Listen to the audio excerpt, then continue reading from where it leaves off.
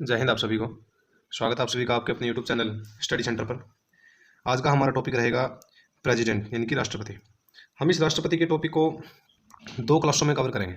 वैसे तो राष्ट्रपति का टॉपिक काफ़ी लेंथी है, लेकिन जो उसकी इम्पोर्टेंट जो बातें हैं वो हम दो क्लासों में कवर कर लेंगे। सबसे पहले अगर हम देखें कि जो राष्ट्रपति का जो चुनाव है, ये चुनाव से पहले हम राष्ट्रपति के बारे में जो फैक्ट है वो कवर करेंगे। जैसे आर्टिकल 52 के तहत भारत का एक राष्ट्रपति होगा। भारत का एक राष्ट्रपति होगा।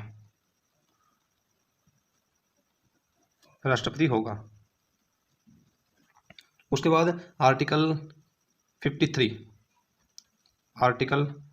या 53 जो संघ की समस्त कार्यपालिका जो शक्तियां हैं वो राष्ट्रपति में निहित है। यानी कि जो केंद्र सरकार है, संघ की सभी कार्यपालिका शक्तियां जो है राष्ट्रपति में निहित होगी। कार्यपालिका जो पावर है, जो शक्तियां हैं वो राष्ट्रपति में निहित होगी। यानी कि केंद्र सरकार की सभी प्रकार की जो शक्तियां हैं वो किसके नाम पर चलेंगी या किस में निहित है, वो राष्ट्रपति में। और ये बात कहाँ लिखी हुई है? आर्टिकल 53 में। उसके बाद हम एक आर्टिकल नोट करेंगे, आर्टिकल 74। जो आर्टिकल 74 है उसमें क्या कहता है कि राष्ट्रपति की जो शक्तियां हैं, जब जैसे हमने देखा कि आर्टिकल 53 के अकॉर्डिंग संघ की समस्त जो कार्यपालिका शक्तियां हैं वो राष्ट्रपति में निहित है, लेकिन आर्टिकल 74 क्या कहता है कि राष्ट्रपति अपने समस्त जो कार्य है, जो शक्तियों का जो निर्वाह है, जो उसका यूज है, वो मंत्रिपरिषद की सलाह पर करेगा। यानी कि जो राष्ट्रपति अपनी सभी शक्तियां या कार्य वो किसकी सलाह पर करेगा? वो करेगा मंत्रिपरिषद की सलाह पर।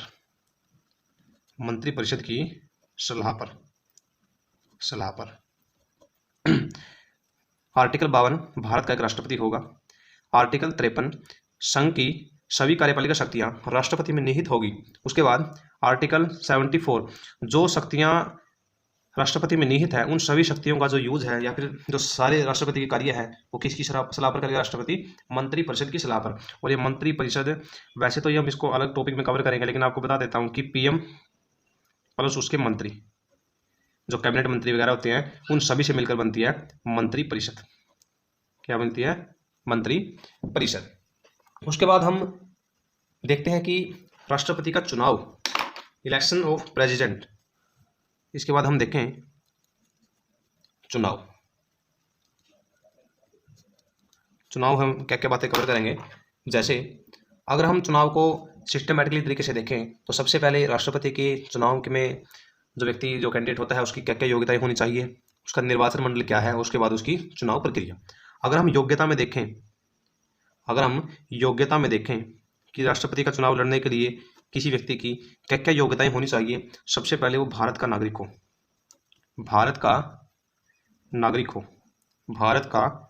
नागरिक हो। उसके बाद उसकी आयु कम से कम 35 वर्ष की हो। 35 वर्ष की आयु हो कम से कम। और लोकसभा सदस्य बनने की योग्यता रखता हो। लोकसभा सदस्य बनने की योग्यता रखता हो। जो योग्यता एक लोकसभा के मेंबर की हो वही योग्यता को कंप्लीट करता हो। कौन? राष्ट्रपति। उसके बाद अगला पॉइंट है, किसी भी लाभ के पद पे न हो।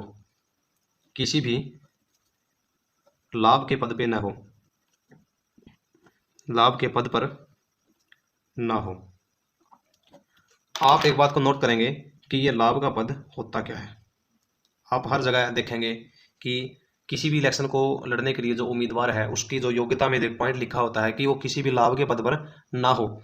ये लाभ का पद होता क्या है? ऐसा पद जो चुनाव को प्रभावित करता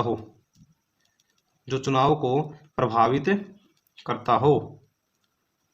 अगर कोई उम्मीदवार किसी भी इलेक्शन को लड़ता है, या जैसे हम बात कर रहे हैं राष्ट्रपति के इलेक्शन की, तो इसमें पॉइंट है किसी भी लाभ के पद पर ना हो। तो लाभ का पद होता क्या है कि ऐसा कोई पद जो चुनाव को प्रभावित करता हो, और ये ऐसा कौन सा पद है कि जो चुनाव को प्रभावित करता हो, इसको डिसाइड कौन करेगा? इसको डिसाइड करेगा सुप्रीम कोर्ट।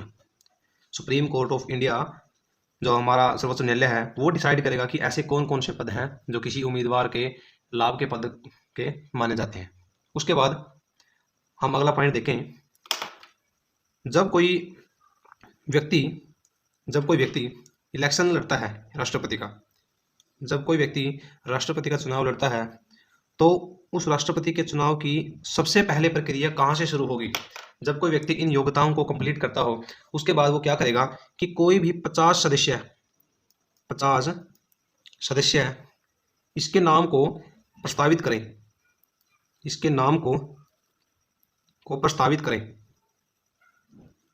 और ये सदस्य कौन होंगे? ये होंगे एमपी। और ये एमपी लोकसभा के भी हो सकते हैं और राज्यसभा के भी हो सकते हैं। सबसे पहले जैसे किसी व्यक्ति ने योग्यताओं को कंप्लीट किया, उसके बाद इलेक्शन की जो प्रोसेस में जो पहला स्टेप है वो क्या है? कोई भी 50 एमपी, चाहे वो लोकसभा के हो चाहे वो राज्यसभा के, उसके नाम को प्रस्तावित करें, यानी कि उसके नाम को सिर्फ आगे लेके आए कि 50 सदस्य ये कह रहे हैं कि ये व्यक्ति चुनाव लड़ेगा, उसके नाम को प्रस्तावित करेंगे।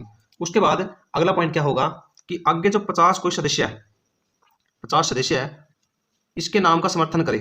50 सदस्य है, इसके नाम का समर्थन करें, नाम का क्या करें? समर्थन करें। और ये 50 सदस्य कौन होंगे? MP, member of parliament. वो लोकसभा के भी हो सकते हैं और राज्यसभा के भी हो सकते हैं।